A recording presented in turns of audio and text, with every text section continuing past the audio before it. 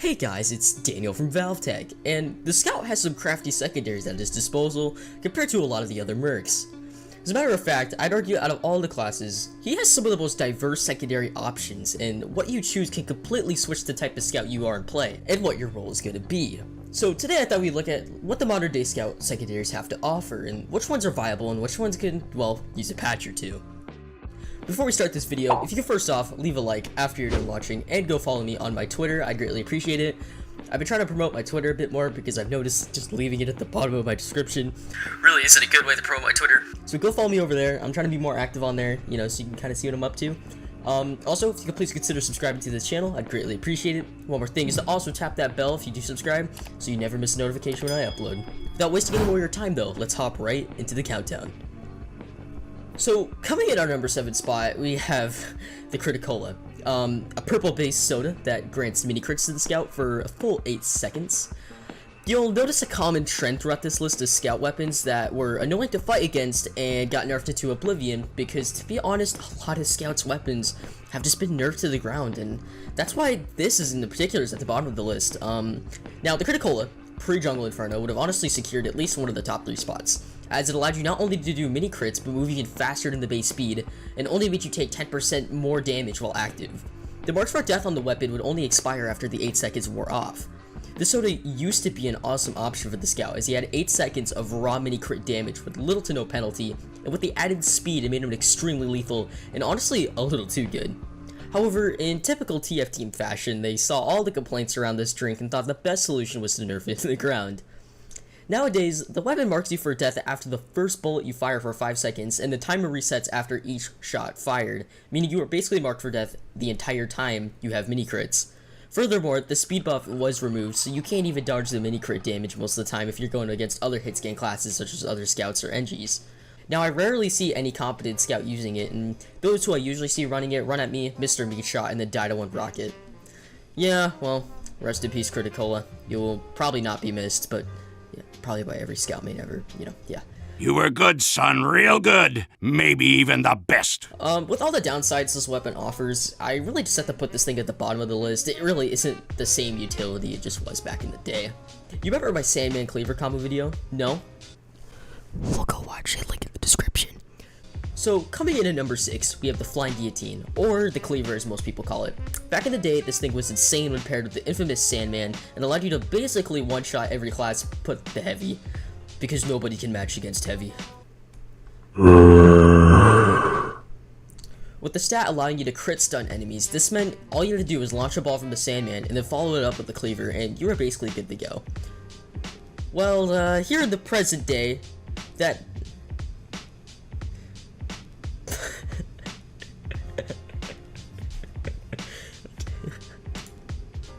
With the stat allowing you to crit stun enemies, this meant you just had to launch the ball from the Sandman and then follow it up with the Cleaver, and you were basically good to go. Well, here in present day, the same case just really doesn't hold up.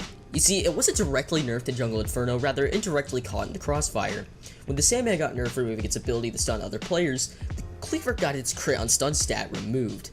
And with no random crits, this weapon is a shell of just what it once was. Only doing a small 50 base damage with an extra 40 bleed if enemies don't literally find any source of healing. You are only going to finish off light classes, and that's even if you hit the damn target. If you miss, you can't pick up the Cleaver, leaving you basically no secondary for another 6 seconds. Similar to the Criticola, what was once a really viable side grade for the Scout got nerfed into a heavily situational weapon that's more of a detriment than an interesting alternative. Really nothing more to say on this weapon, however, go watch the Cleaver and Sandman video if you'd like to learn some more in-depth stuff about the weapon and a lot of the history behind it. So coming in at number 5, we have the Pretty Boy's Pocket Pistol, another weapon of the bunch that just saw a huge downfall after Jungle Inferno. You see, you'll notice this trend, where a Scout weapon existed, right, and it was fun, and then the Potted Plant that was like the only employee working on Team Fortress thought it'd be really funny and epic to nerf Scout to the ground because he got killed by him once while playing in a UGC participant Highlander match.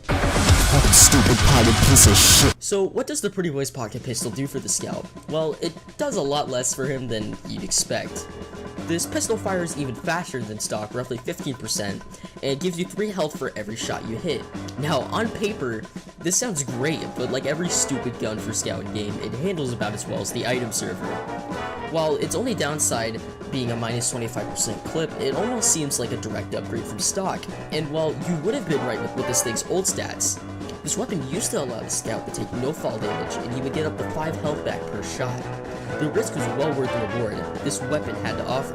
Now, however, there was something to be said, and that's the difference between utility and backup. Utility, according to my friend Cade, is literally anything for the heavy that's not his primary. Which, in a way, is right since most of Heavy's items benefit him more when it comes to movement resistance compared to backup damage. While on the other hand, we have a backup secondary, which is a weapon that is useful when you need to either finish off an enemy or you have your back to the wall with no primary ammo. In my opinion, the Pretty Boy's pocket pistol is sort of a middle of the road when it comes to these two factors.